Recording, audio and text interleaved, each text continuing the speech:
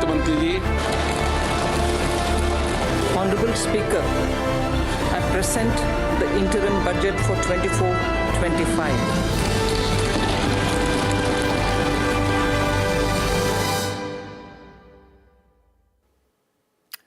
तो इस बार का बजट चुनाव से पहले का अंतरिम बजट था और वित्त मंत्री निर्मला सीतारमण ने इसे अंतरिम ही रहने दिया। अंतरिम बजट में वित्त मंत्री निर्मला सीतारमण ने बड़े ऐलान करने से परहेज किया और विकसित भारत बनाने के मोदी सरकार के लक्ष्य पर फोकस रखा। फिस्कल डेफिसिट कंट्रोल में रखते हुए 11,12,000 करोड़ के कैपिटल एक्सपेंडिचर के प्रावधानों के अलावा बजट में महिलाओं पर खास फोकस दिखा। इसमें 1 करोड़ नई लखपति दीदी बनाने का टारगेट, आशा वर्कर्स को आयुष्मान योजना में शामिल करने का ऐलान, सर्वाइकल कैंसर वैक्सीनेशन प्रोग्राम जैसे ऐलान प्रमुख रहे। इसके अलावा प्रधानमंत्री आवास योजना के तहत 5 साल में 2 करोड़ नए घर बनाने की घोषणा, साथ ही शहरी गरीबों और मिडिल क्लास के लिए नई आवास स्कीम का ऐलान भी किया गया। 1 करोड़ घरों में सोलर रूफटॉप की योजना का भी ऐलान किया गया है और सोलर एनर्जी वाले घरों को 300 यूनिट तक फ्री बिजली देने का भी वादा है। वहीं टैक्स के मोर्चे पर कोई बदलाव नहीं किया गया है, लेकिन सॉवरेन बॉन्ड्स की टैक्स छूट को विस्तार दिया गया है। तो स्टार्टअप्स के लिए टैक्स छूट का दायरा बढ़ा दिया गया है और 25,000 रुपए तक के पुराने इनकम टैक्स विवादों को खत्म करने का ऐलान भी किया गया है। इधर इंफ्रास्ट्रक्चर पर खर्च करीब 11% बढ़ाकर 11,11,000 करोड़ रुपए कर दिया गया है। यह जीडीपी का 3.4% रहेगा।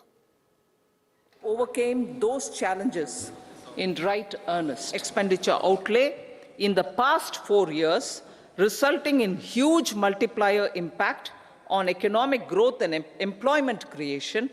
The outlay for the next year is being increased by 11.1% to 11,11,111 crore rupees.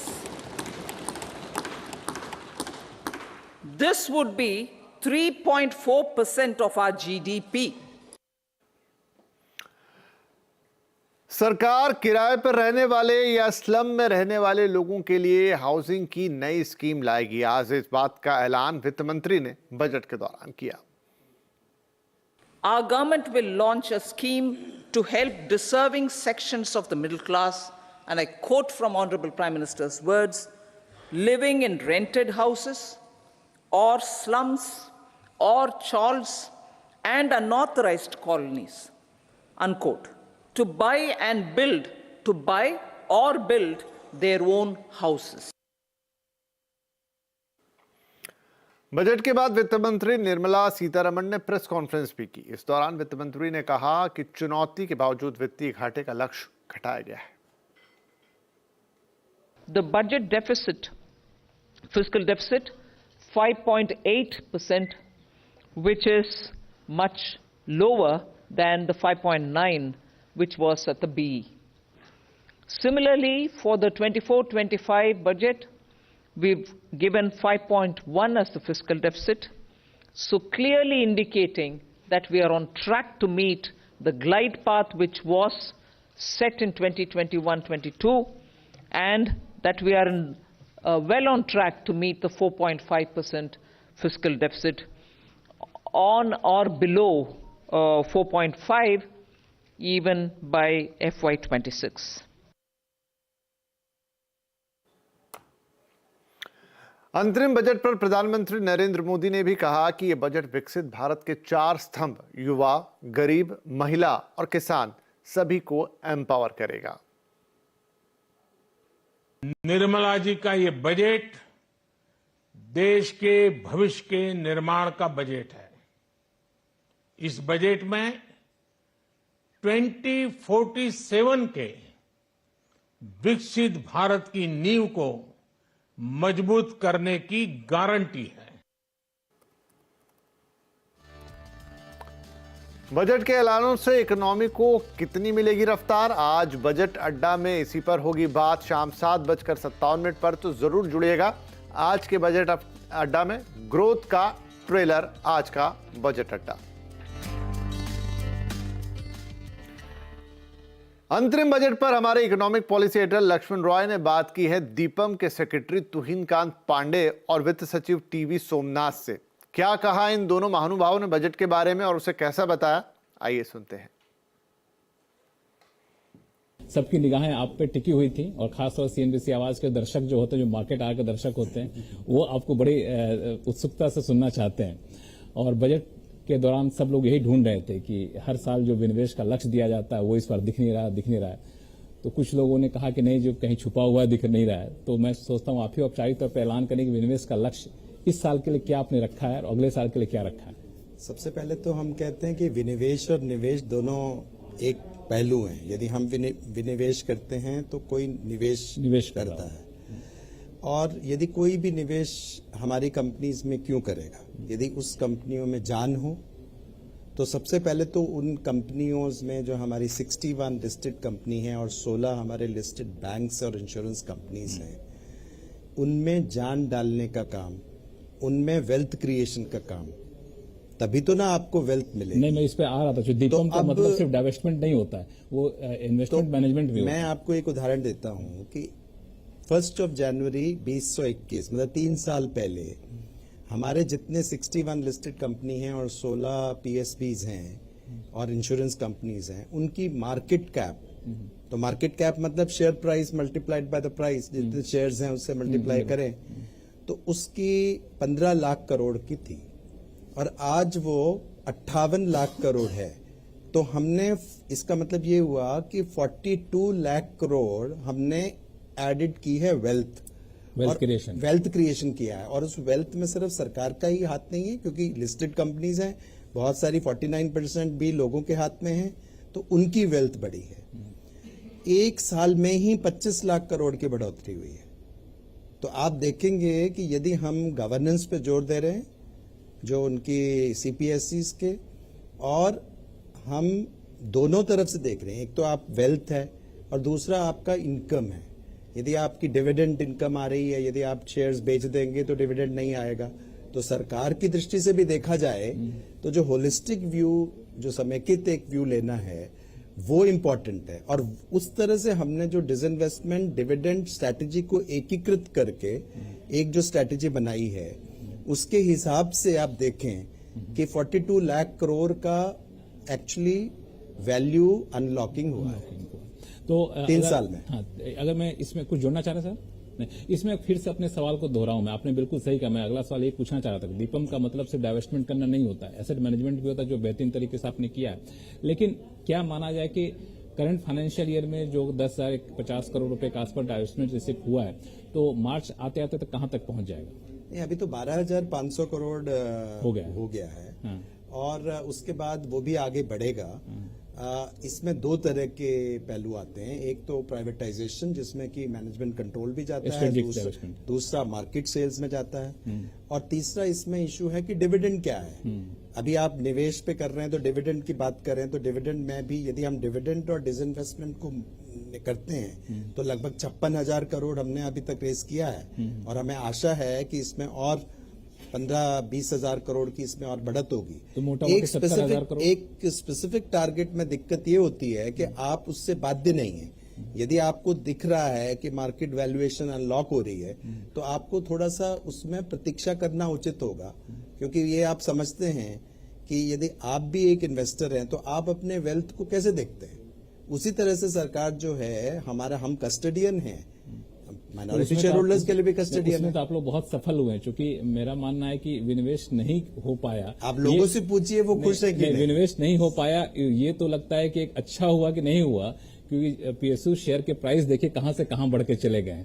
तो जितना देर रुका आप, उतना बेहतर हो रहा है। लेकिन वो अभी एक अप्रोच में बदलाव है हमारा। अच्छा, हम ऐसा नहीं कह रहे हैं कि फिस्कल पोजीशन के लिए इतना पैसा हमें लाना ही है। वो हमने उस अप्रोच को छोड़ दिया, इसलिए अब टारगेट नहीं दे रहे। हाँ, क्योंकि वो विनिवेश कितना होगा, कैसे होगा, वो तय होगा जैसे मार्केट के, और कितना डिविडेंड आएगा, और डिविडेंड को पुट टुगेदर करके कितना ऑप्टिमाइजेशन ऑफ वैल्यू में जा रहे हैं। फिस्कल बैलेंस के लिए इतना पैसा हमें चाहिए, वो बात चाहिए नहीं है। ही चाहिए, जो भी प्राइस हो बेच दो, वो हम अभी नहीं कर ये बहुत बड़ी बात है। ये शिफ्ट कर रहे हैं हम लोग, तो ये पूरे पीएसयूज के लिए, शेयर होल्डर्स के लिए भी एक बहुत बड़ी बात है। सिर्फ हमें बेचना है, टारगेट पूरा करना है, बेचना वो ये नहीं है। इसलिए टारगेट नहीं है अभी। इसलिए टारगेट नेक्स्ट ईयर का भी कोई टारगेट ऐसा लेके नहीं चल। Combined target for other receipts है, मतलब मोनेटाइजेशन का रिसीट, डिसइन्वेस्टमेंट का रिसीट, ऐसे कई सारी चीजें टुगेदर हमने 50,000 का रखा है। वो एक क्या-क्या है? एस्टिमेट है, उसमें एसेट target नहीं। मोनेटाइजेशन भी आ सकता है, वही एसेट मोनेटाइजेशन जिसमें गवर्नमेंट की रिसीट हो। अच्छा। बहुत सी एसेट मोनेटाइजेशन ऐसे होती है जिसमें वो कंपनी के हाथ में जाता है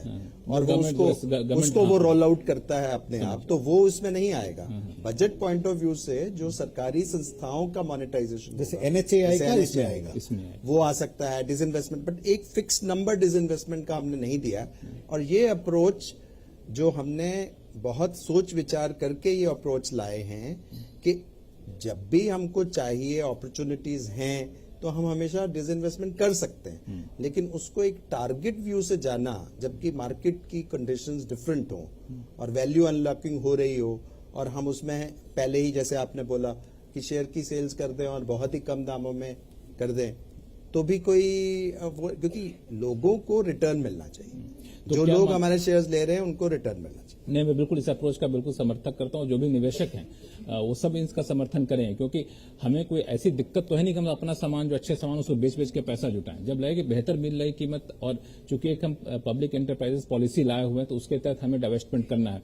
तो ये माना जाए कि जो ऑनगोइंग डाइवेस्टमेंट था उस पर भी अब यही अप्रोच अपनाया जाएगा, या फिर वो जो प्रोसेस है उसको कंटिन्यू रखेंगे? नहीं, देखिए, दो तरह की होती हैं। जो डाइवेस्टमेंट में हमने आगे बढ़े हैं, जिसमें प्योर प्राइवेटाइजेशन है, जिसमें अपने शिपिंग कॉर्पोरेशन है, वो कॉनकॉर है। वो तो आगे बढ़ता है, लेकिन जो एक फिक्स लग करके, एक जो जिसे कहते हैं ना कि हमको बिल्कुल करना ही करना है, उस दृष्टि से यदि हम करेंगे, वो अंदर करना है, वो नहीं है। वो अब नहीं रहा। तो मैं इस पे थोड़ा सा स्पेसिफिक सवाल पूछूंगा, लेकिन एक सवाल आपसे मैं पूछना चाहूंगा। जब बजट मैं देख रहा था, फिर डॉक्यूमेंट मैंने पढ़ा, तो बहुत दिनों बाद बजट मुझे ऐसा दिखा कि मतलब सारे फैक्टर एक दूसरे से सिंक दिखे, और मुझे समझ में नहीं आया कि सरकार को कॉन्फिडेंस कहां से आ रहा है। बोरोइंग आपने घटा दिया, फिस्कल डेफिसिट का टारगेट और ज्यादा टाइट कर दिया, ग्रोथ आप बता रहे हैं, प्रोजेक्शन दे रहे हैं, इंटरनेशनल हालात बहुत अच्छे नहीं है, ये आपके इकोनॉमिक रिव्यू में आ चुका है।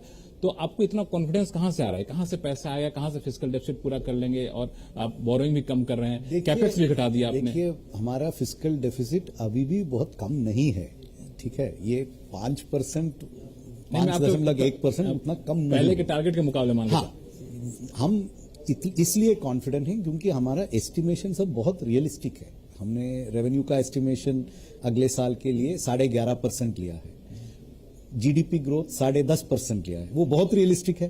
और 10.5% ग्रोथ में 11.5% रेवेन्यू में बढ़ोतरी होना लाजमी, बिल्कुल संभव है। इस साल 8.9% में 12.5% का ग्रोथ है, तो ये बिल्कुल संभव है। वैसे ही एक्सपेंडिचर में हमने, आपने देखा होगा कि रेवेन्यू एक्सपेंडिचर का इस साल का हमारा रिवाइज्ड एस्टिमेट बजट एस्टिमेट से थोड़ा कम है, मतलब एग्रीगेट एक्सपेंडिचर, रेवेन्यू नहीं, टोटल रेवेन्यू प्लस कैपिटल। तो हमारे जो सिस्टम्स हैं अभी, जैसे हमारे कैश फ्लो मैनेजमेंट सिस्टम है, उसमें बहुत इंप्रूवमेंट्स हुए हैं।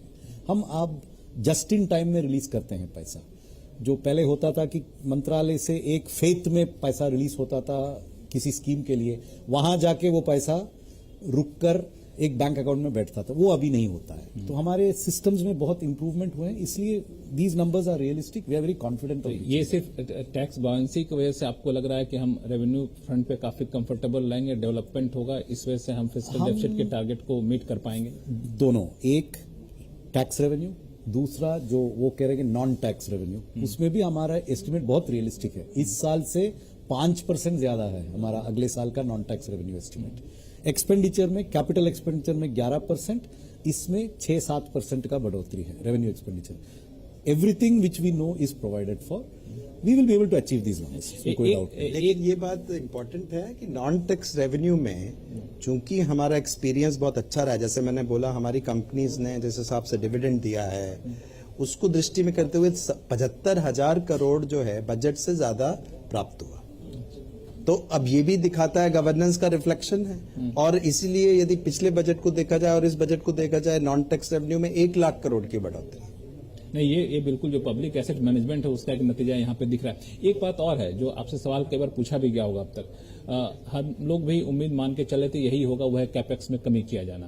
तो जिस तरीके से 30% इंक्रीमेंट किया गया इस साल उतना नहीं होगा मान के चल रहे थे।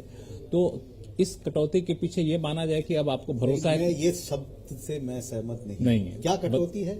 11 क्या 10 से कम है? 11 लाख करोड़ 10 लाख करोड़ से कम है तो आप कटौती कह सकते हैं इसको। ये देखने का नजरिया आप बाकी चीजें वहां परसेंटेज के हिसाब देखेंगे तो यहाँ पे परसेंटेज तो +11 है, +11%। 20% जब जीडीपी 8.9% बढ़ोतरी है लेकिन कैपेक्स का 11.1% ग्रोथ है। कटौती किस दृष्टि से? क्योंकि बेस भी बड़ा है ना, बेस बड़ा हो गया 10 लाख से 11.1, क्योंकि 30% के ग्रोथ जब होगा तो बेस बढ़ेगा। मतलब ये टोटल ग्रोथ अभी 41 हो गया। बाकी ग्रोथ रेट को भी हम लोग बेस के हिसाब से देखते हैं, परसेंटेज टर्म में देखें, इसलिए 11.1% जीडीपी ग्रोथ ऑफ 8.9% के तुलना में as a share of GDP capital investment इस साल भी बढ़ रहा है। तो ये सवाल कि आखिर सरकार कैसे कंट्रोल करेगी, कैसे 4.5% ऑफ जीडीपी का फिस्कल डेफिसिट का लक्ष्य हासिल करेगी, इस पर चर्चा आपने सुनी। और 11-11.5 लाख करोड़ का जो 11.25 लाख करोड़ का जो कैपिटल एक्सपेंडिचर है उसका कैसे क्या इस्तेमाल। चलिए इधर अंतरिम बजट तैयार कैसे हुआ, बजट बनाने वाली टीम से बातचीत की है हमारे संवाददाता आलोक प्रियदर्शी ने। अंतरिम बजट था लेकिन ये विकसित भारत के लिए बजट है। और ये जो ये बजट में क्या खास है इस बारीकियों को जानने के लिए हमारे साथ इस वक्त एक महत्वपूर्ण पैनल मौजूद है। हमारे साथ हैं डीए सेक्रेटरी श्री अजय सेठ जी और DFA secretary Shri Vivek Joshi ji. Sir, CNBC आवाज में आपका बहुत बहुत स्वागत है। सर, सबसे पहला जो सवाल यही है कि पूरा सरकार ने फोकस दिया विकसित भारत को और विकसित भारत की कंटिन्यूटी में ये अंतरिम बजट है। अगर हम इसको समझना चाहें कि विकसित भारत हम किस तरह से इस बजट के जरिए बनने का एक टारगेट रख रहे हैं या किस तरह से हमने फाउंडेशन रखा है इस अंतरिम बजट के जरिए, तो आप मुझे हमारे दर्शकों को समझाएं सर। इसमें जो प्रमुख बातें कही गई हैं कि आमतौर पे भाषा में और या इस तरह के वार्तालाप में जीडीपी को एक खाली ग्रोथ के माध्यम से देखा जाता है, इतने विकास की ये दर रही है। आम आदमी के लिए क्या है वो हमारी चर्चा में नहीं आता है। तो वित्त मंत्री ने विशेष तौर पे गवर्नेंस, डेवलपमेंट और परफॉर्मेंस की बात करी है और उसके तीनों बिंदुओं पर कि क्या सरकार का फोकस रहा है और आगे वाले समय में क्या फोकस रहेगा उसकी बात कही है। इसके अलावा आगे वाले वर्षों में क्या एक स्ट्रेटजी बनानी है। स्ट्रेटजी पहले भी आई थी, वित्त मंत्री ने इस साल के बजट में एक अमृतकाल के लिए क्या स्ट्रेटजी होगी दी थी। उसमें से कुछ बिंदु जो ऊपर उठ के आए हैं और जहां पर करे हैं उसमें एक है कि एमएसएमई के ऊपर उनके लिए क्रेडिट और उनका जो एक रेगुलेटरी एनवायरनमेंट है उसे कैसे सुधारा जाए, एक इसके ऊपर एक बड़ा मुख्य बिंदु आया है। दूसरा आया है next generation of reforms, reform, perform and transform.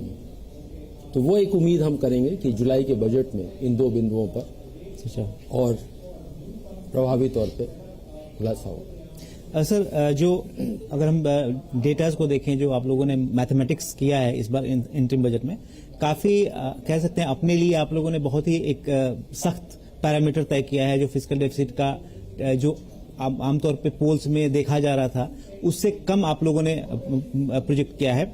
जो फिस्कल प्रूडेंस के पीछे जो रीजन है वो क्या रीजन है और क्या आप मैसेज देना चाहते हैं जो रेटिंग एजेंसियां हैं खासतौर पे कि वो इस मैथमेटिक्स को किस तरह से लें?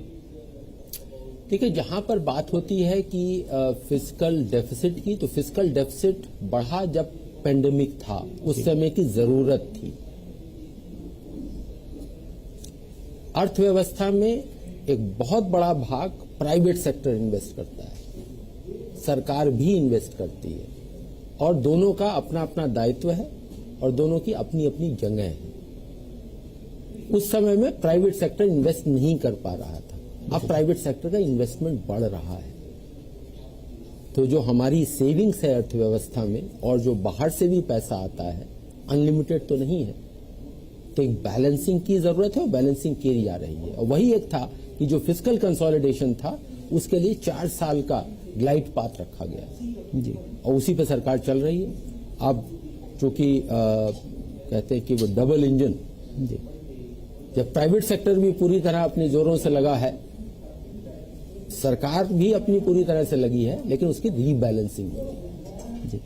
सर आपसे सवाल एक पूछना चाहूंगा, विकसित भारत की बात की, विकसित भारत में एनर्जी कंजम्पशन की बहुत जरूरत है और शायद इसीलिए जो पीएम सूर्योदय योजना के तहत जो प्रधानमंत्री ने अनाउंस किया था उसमें सोलर रूफटॉप सोलर पैनल की बात की गई, आपने स्कीम अनाउंस भी किया, उसके कॉन्टोर्स क्या है, कितना उसके लिए खर्च होगा, क्योंकि टारगेट रखा गया है कि 1 साल के अंदर 1 करोड़ सोलर पैनल आपको देने हैं, वो भी एक तरह से रियायती कीमतों पर। तो ये रियायत कितनी होगी, उस पर सब्सिडी कितनी होगी, कितना उसके लिए एलोकेशन किया गया है, किस तरह का ये स्कीम होगी और किस तरह से जैसा कहा गया 300 यूनिट्स बिजली उसमें आम आदमी जिसके पास ये पैनल लगेगा वो बचा पाएगा। तो ये जो सोलर योजना है इसके लिए रूफटॉप सोलर जो इंडिविजुअल घर हैं उनके ऊपर लगाने की बात है जी। तो जो आम नागरिक है वो अपने घर के ऊपर लगा सकेगा। स्कीम के कंटूर्स अभी वर्कआउट हो रहे हैं। नेचुरली आप गेस कर सकते हैं, कुछ इसमें सब्सिडी होगी, कुछ उसका खुद का कंट्रीब्यूशन होगा वगैरह। अभी उसकी ज्यादा बारीकी से विश्लेषण गवर्नमेंट के अंदर किया जा रहा है। लेकिन जहां तक आपने बजट की बात कही, बजट का प्रावधान उसमें अगर आप देखेंगे तो बजट में 10,000 करोड़ का प्रावधान भी किया गया है। एक बात और विकसित भारत के कॉन्टेक्स्ट में जो सर ने पहले बोला था बात, मैं ये कहना चाहूंगा कि सैचुरेशन एक बहुत बड़ा पॉइंट है जो बजट में मैडम ने अनाउंस किया हुआ है। तो ये आपने उस टीम से बातचीत सुनी जिसने बजट तैयार किया, तो क्या सोचकर किन प्रावधानों को किया गया और कैसे मैनेज किया ये बजट, बात कर रहे थे आलोक प्रियदर्शी। वहीं पीयूष गोयल जो कि देश के वाणिज्य मंत्री, उन्होंने इस बजट को नए भारत की उभरती तस्वीर बताया है।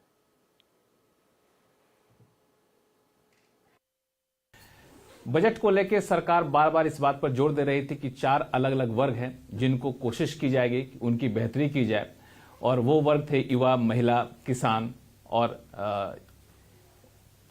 अन्नदाता। ज्ञान थीम पर बजट पेश किया जाएगा।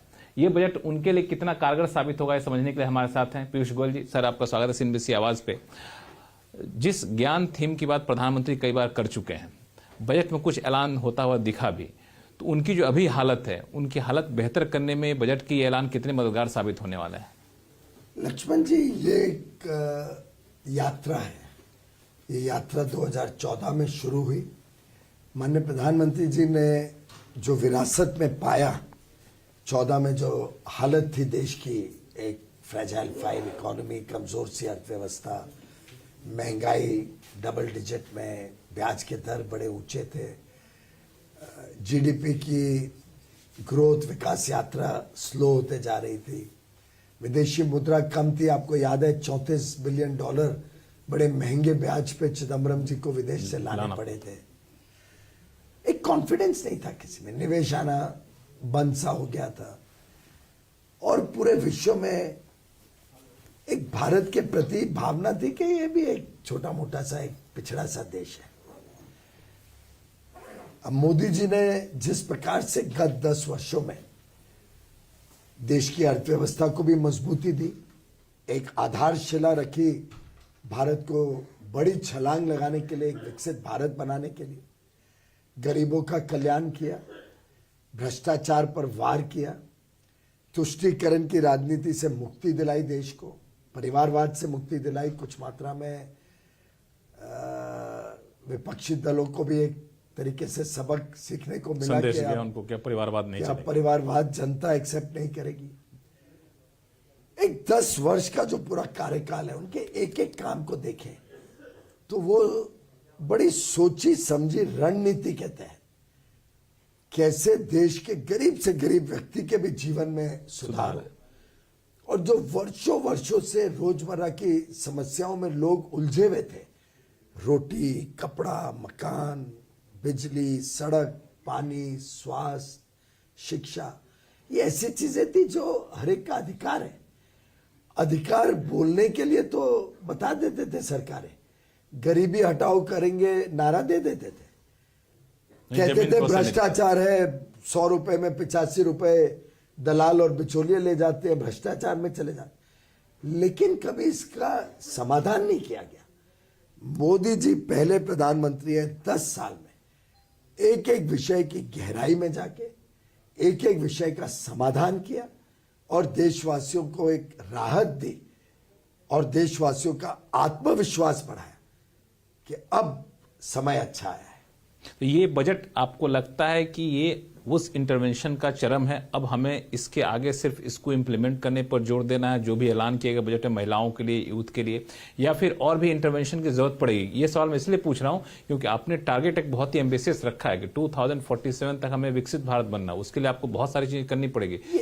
ये तो एक डायनामिक परिस्थिति होती है, इसमें कोई एक ही निर्णय आज दे लिया और उसी पे पूरी चीजें टिकी रहती है, ऐसा नहीं रहता।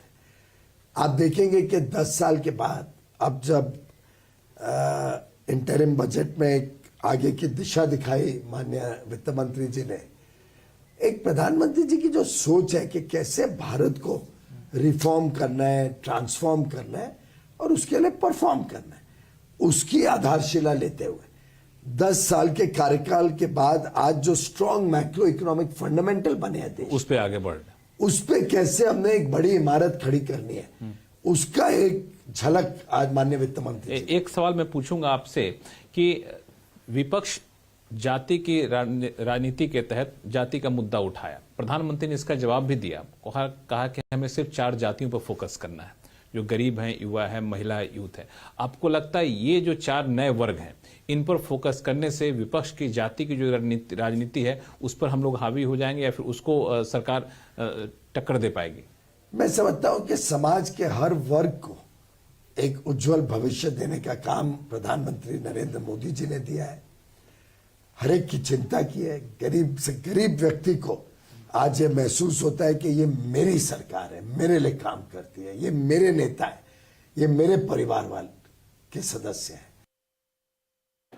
तो पीयूष गोयल ये बता रहे थे कि पिछले 10 साल में इस सरकार के तहत, प्रधानमंत्री के नेतृत्व के तहत किस तरीके से चीजें बदली हैं और उसी तरह की चीजें आपको फिर उनके बजट में देखने को मिलती है और उनके विजन में देखने को मिलती है। तो बहरहाल आज की कहानी ये रही कि अंतरिम बजट पेश हो चुका है, उसकी ढेर सारी बातें हमने आपको बताई, लेकिन फिलहाल इस बुलेटिन में आपसे इजाजत लेंगे। आगे बजट से रिलेटेड ढेर सारी कार्यक्रम CNBC आवाज पर और हमारे सभी सोशल मीडिया प्लेटफॉर्म्स पर लगातार जारी हैं। फिलहाल के लिए आपसे इजाजत लेते हैं, नमस्कार।